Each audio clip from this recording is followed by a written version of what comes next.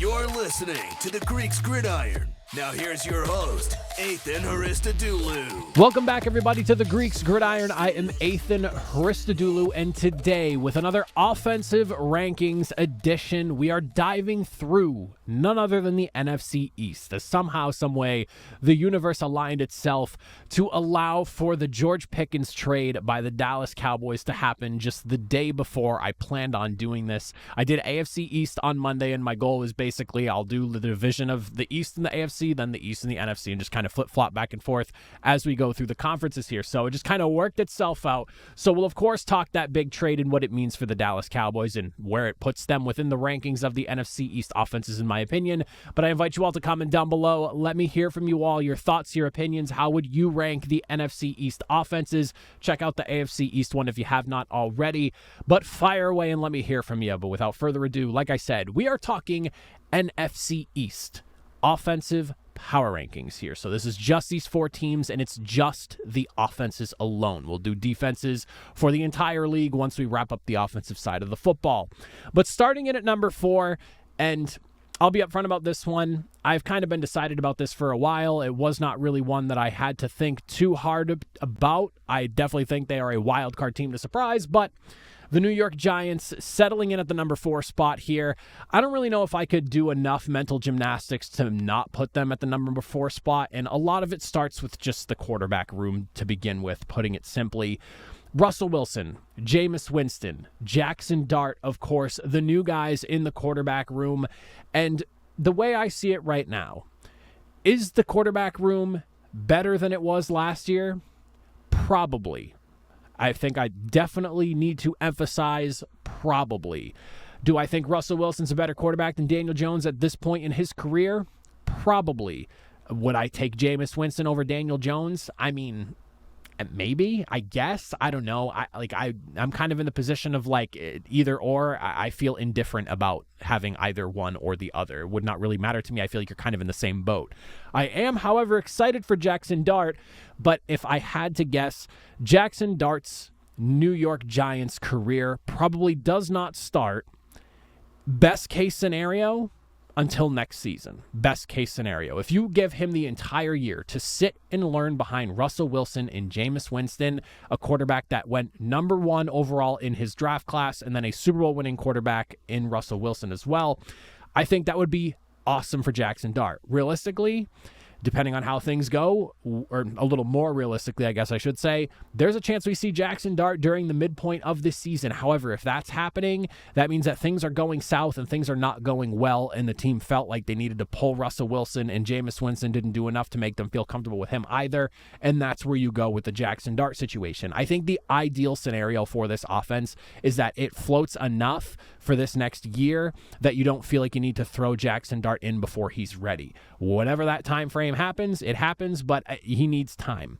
That being said, outside of the quarterback situation, the skilled positions, I mean, Malik Neighbors, unbelievably talented. Do not get me wrong, but I'm in a situation right now where I'm kind of sitting here going, well, who steps up alongside him? Because it can't just be the Malik Neighbors show. You got that last year, and there were games where he wasn't getting the football, voicing his frustrations, rightfully so, as the number 1 target and by far the most talented offensive skill player on this offense right now. You're looking at guys like Darius Slayton, Wan'Dale Robinson, maybe a Jalen Hyatt from the 3rd round of the 2023 NFL draft. And there are some guys that you brought in this offseason as well, Zach Pascal, and of course you have little Jordan Humphrey as well as newcomers on the roster here. But somebody has to step up. That, or maybe it's even like a tight end. You look at Theo Johnson or Daniel Bellinger. I mean, are either of those two guys really the biggest threats over the middle? Theo Johnson had a little over 300 yards last season. There's been like random spurts of like a flash play or two in the pan by Daniel Bellinger himself. But I'm really sitting here wondering who steps up. And if I had to imagine it was anyone, if you get better quarterback play than what you were getting out of Daniel Jones, I would imagine that's probably going to be Darius Slayton, 700-plus receiving yard seasons in his career. His best season overall, I would argue, was that rookie campaign when he had 8 touchdowns to go with the 700-plus yards he had. So I'm hoping that with the opportunity to stick in New York, stay in this offense under Brian Daboll for another season, and you get potentially better quarterback play, you see an elevation in play from a guy like Darius Slayton who could give like that true complementary number 2 play alongside your, of course, star wide receiver in Malik Neighbors. But beyond those two, I'm hoping maybe you get more from Wan'Dale Robinson as well. I'm just not super sold on the entire wide receiver room right now. And I mean, like, I get Darius Slayton was kind of like everyone's darling wide receiver going into free agency. A lot of people loved him as like the cheaper option amongst a handful of wide receivers because good age, good size, solid production. Like, he's not going to be your number 1, but he's going to be a solid producer for your offense. But we need somebody to step up in New York to really help elevate this offense. And then you look at the running back room. Tyrone Tracy, last year, do not get me wrong, really exciting stuff, over 800 yards, 4.4 yards per attempt. He hit the the end zone. I'm thinking basketball there for a second. He hit the end zone 5 different times running with the football. And then you, of course, have a newcomer in Cam Scatabo. Now, this is like a big wild card to me because Cam Scatabo, with the production he had at Arizona State last year, just unbelievable runner, 1,700 yards on nearly 300 rushing attempts, averaging nearly 6 yards per attempt, went over 20 rushing touchdowns. Like, there's a lot to be excited about with the Cam Scatabo acquisition, and the concern is obviously just, does that style of play of his hold up because he is such a violent runner? I think you're going to get a lot of pop from this running back room next year. I think Tyrone Tracy showed you some flashes, and I think Cam Scatabo could wind up overtaking Devin Singletary as like the spellback number 2 guy behind Tyrone Tracy, and maybe even if he really shines, battle for that number 1 spot as a running back. But I mean, it's going to take somebody else catching the football alongside Malik Neighbors to really make me like this offense. So hence why I'm settling at number 4 with the Giants here. Looking at number 3, and it's crazy because I kind of felt pretty just in what I had with my rankings prior to this trade. The George Pickens trade muddied up how I look at number 3 and number 2 quite a bit, and it made me rethink things for quite a while. However, after heavy consideration, and the way I kind of thought this out in my head is I'm gonna get flack either way. No matter who I put at number 3 and number 2 here in these rankings, I'm gonna get flack either way. So I went ahead and went with the Dallas Cowboys at number 3. The big thing for me right now, 2 things, I guess, but the big one, the running game. Completely remade this offseason. What does that look like for the Dallas Cowboys this next season? You let go of Rico Dowdle, who racked up just over 1,000 yards for you, and now you're looking at a literally completely remade running back room with Javonte Williams coming in. You drafted Jaden Blue in the 5th round. You brought in Miles Sanders. Then, of course, you drafted another running back in the 7th round as well, and Phil Maffa. Like, there's a lot of changing going on there, and it's basically just a matter of who's going to be the guy that steps up. Javonte Williams, fun name to have in the backfield. I would say hasn't really recaptured the magic of his rookie season. Maybe a couple of years ago he did, but injuries have been kind of an issue that's prevented him from getting to where I think a lot of people thought he was going to be after his rookie season. Miles Sanders' production basically fell off a cliff as soon as he left Philadelphia. So, I mean, maybe if the offensive line play ends up being really good for him this year, because I do think that Miles Sanders maybe benefited from what has been a very good offensive line as far as opening up running lanes is concerned in Philadelphia. Maybe he benefits from that here in Dallas.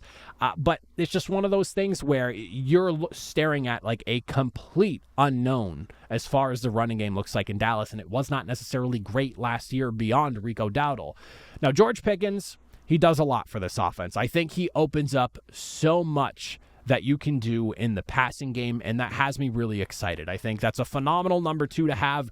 Him and CeeDee Lamb together, as long as everything goes well, and there is a high risk, high reward with this right now because George Pickens, he got traded for a reason. Don't get me wrong. I think the guy is uber talented. I personally myself think he has some of the best hands in football. Nobody makes the crazy catches that he makes look so easy and on such a regular basis happen as often as he does. It's impressive. And there's like next gen stats to back this up because it was stuff that I talked about during the season as we were previewing matchups going through games throughout the year.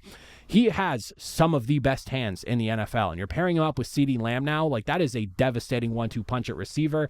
And don't forget the fact that, Jalen Tolbert has had his flashes here and there. You have an unbelievable athlete in a guy like Kevontae Turpin. There's a lot to like about this wide receiver room in Dallas. And then, of course, tight end room. I would say it's solid. Not the best in the league. Definitely not the worst, though, either. But this is a really solid group of guys you can work with. And then the other just concern I have is, how does Dak Prescott look coming back health-wise? Like, is he going to be ready to go? Is he going to be able to stay healthy? That has been a bit of an issue for Dak Prescott over the last handful of seasons now. We need a full 17 games, or if he's missing any time, you're hoping its playoff position is locked in and we're having him sit in week number 18 of the season. But you need to have that from Dak Prescott before I can sit here and really feel like this is one of the best offenses that this division has to offer. Health from Dak Prescott is my number one concern, and just a huge question mark as to what this running game looks like after it was not really the best last season, aside from, like I said, Rico Dowdle. I mean, that's probably the biggest thing for me here. I'm looking forward to seeing how Tyler Booker does slotting in on the offensive line. You obviously lost Zach Martin this offseason, so there's that there. And I mean, this is an offense that, as far as aside from Tyler Booker is concerned, didn't see a ton of investment in the higher rounds of the draft. I mean, and you, even if you just look at what they did as far as this offseason goes, I mean, you basically brought in one starter through free agency, and it's either going to be Javonte Williams, or if maybe Miles Sanders really surprises, but I'm assuming right now it's either Javonte Williams or like maybe Jaden Blue battles him for that running back one spot if he really impresses. And then you traded for a George Pickens. Everyone else, as far as starters are concerned, pretty locked in, and those are your guys from last year. So definitely big questions on the running game. I'm very excited to see what George Pickens and CeeDee Lamb can do. And if Dak Prescott is healthy and he's good and he plays to the level that he can play at, Dak Prescott could have a monster year numbers-wise. Absolutely could have a monster year. Moving into the number 2 spot, and a lot of juggling here. Like I said, battled a lot between number 3 and number 2. And there is definitely good conversation as far as like where the Commanders and Eagles belong within this division amongst each other right now. The Commanders have just done such a good job with elevating their team in what feels like no time at all. We went from a team picking at, number 2 in the draft when they were taking Jaden Daniels, to literally playing in the NFC Championship game that very following season. So they've done a lot of catch up. It's been unbelievable to watch, but in my eyes, they have not surpassed the Philadelphia Eagles in that number 1 slot for the NFC East. So at number 2, I'm settling with the Commanders, and we'll talk Eagles in a second here, but I want to start off by saying this.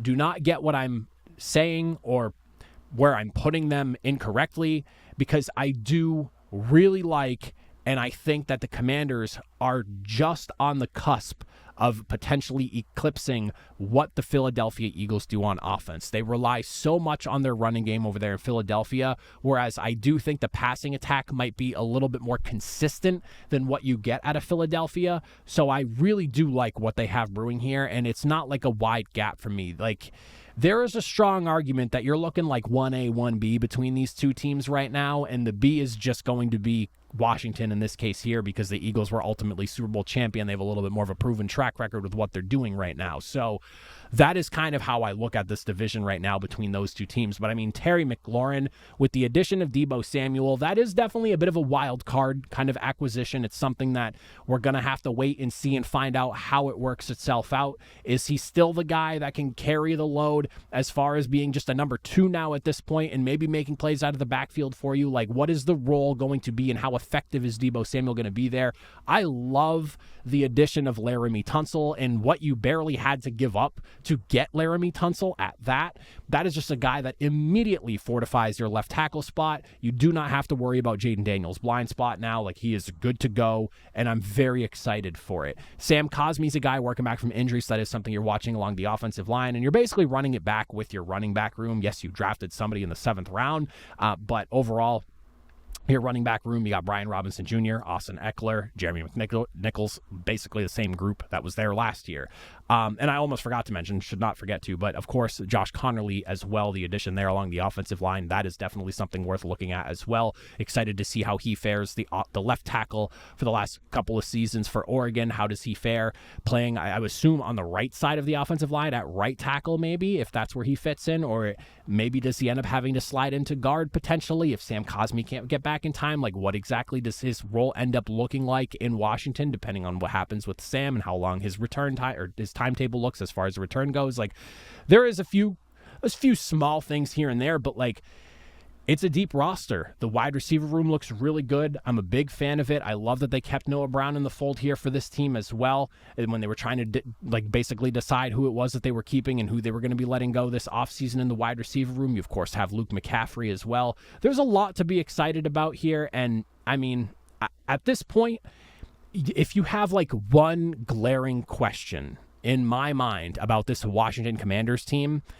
it's, does Jaden Daniels hit the sophomore slump? Is there enough tape on him now that defensive coordinators that are having to go up against him this next season have been watching what he did last year and why he was so successful, and will they be more ready for him? We saw, obviously, C.J. Stroud the year prior have himself a monster rookie campaign, and then this past season, a little bit of a sophomore slump. Now, there's a lot that went on that year for him, injuries all around him, but it is obviously something you have to think about. I do think that's probably the biggest question. Do we see a sophomore slump, or do we see that big next step forward where he just continues his ascension amongst the best quarterbacks in the NFL?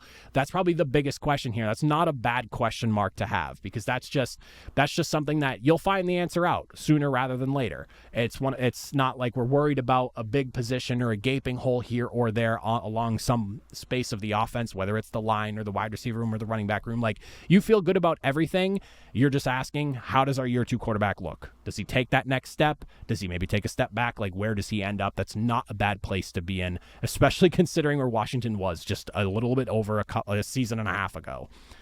And then, of course, last but certainly not least, the Philadelphia Eagles. Why are they at number 1? How did maybe Washington not catch up to them? Maybe if you're a Cowboys fan, you're wondering, how have you not caught up to them? Well, the reality is, you look at this Eagles team, and it's the starting 11 minus Mekhi Becton that was playing for them that ultimately routed the Chiefs in the Super Bowl. This team is playing the run-it-back game to the absolute near fullest extent you could. Aside from Mekhi Becton, the entire starting squad is back, and they're doing it again. When you look at everyone that they brought in this offseason, as far as the offense is concerned, it was all just depth pieces to fill out the roster, and you've got to feel pretty good about it. Like, you get Kendall Lamb and Kenyon Green along the offensive line to fill out some of the depth behind your starting guys. You, of course, go and draft a couple of guys in Miles Hinton and Drew Kendall as well. Like, you've got to feel pretty good about how this offseason went offensively for the Eagles. You have one significant loss along the offensive line, and that was a 1-year rental for you anyways. It's not like he's been a long-term guy that's been there. This is somebody that stepped in and then stepped back out again, basically. So now you're looking at maybe like a Tyler Steen who steps in, he fills in that spot, and you kind of go from there. But there is enough good going on in that offensive line where if you're right guard spot is your question, or your left guard spot, whatever it may be, however this shuffles itself out, whatever ends up happening.